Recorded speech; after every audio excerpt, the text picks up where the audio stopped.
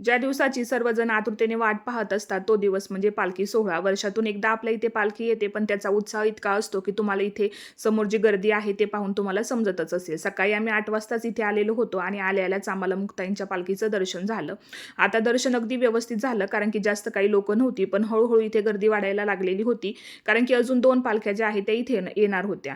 आता मोठ्यांना जेवढा उत्साह असतो ना, तेवढ्याच त्या पालख्या मुलांना पाहून येत ना, आपला उत्साह हा डबल होऊन जातो. आता पालखीमध्ये आलोय आणि मुलांसाठी काही खेळणी घेतलेली नाहीये, तर असं होणारच नाही. त्यानंतर नाही ना, मग इथे माऊलींचा अश्वसुद्धा आलेला होता आणि त्याला पाहण्यासाठी खूप जास्त गर्दी झालेली होती. आता एवढ्या गर्दीमध्ये मी तर काही जात नाही, त्यामुळे मी लांबूनच दर्शन घेतलं आणि म्हटलं चला तुमच्यासोबत सुद्धा थोडासा हा व्हिडिओ आपण शेअर करूयात. त्यानंतर मग म्हटलं चला थोडीशी पेटपूजा करून घेऊयात, कारण की अजून माऊलींची पालखी काही आलेली नव्हती. तोपर्यंत आम्ही सुद्धा नाश्ता वगैरे करून घेतला आणि जोपर्यंत आमचा नाश्ता होतोय तोपर्यंत इकडे पालखी सुद्धा आलेली होती. आता हे दृश्य पाहून येत ना, डोळे अगदी तृप्त होऊन जातात आणि असं वाटतं की कितीतरी तास आपण हेच दृश्य जे आहे ते पाहत राहावं. आता मी पालखीमध्ये काय काय खरेदी केलेली आहे ते तुम्हाला उद्याच्या व्हिडिओमध्ये दाखवते.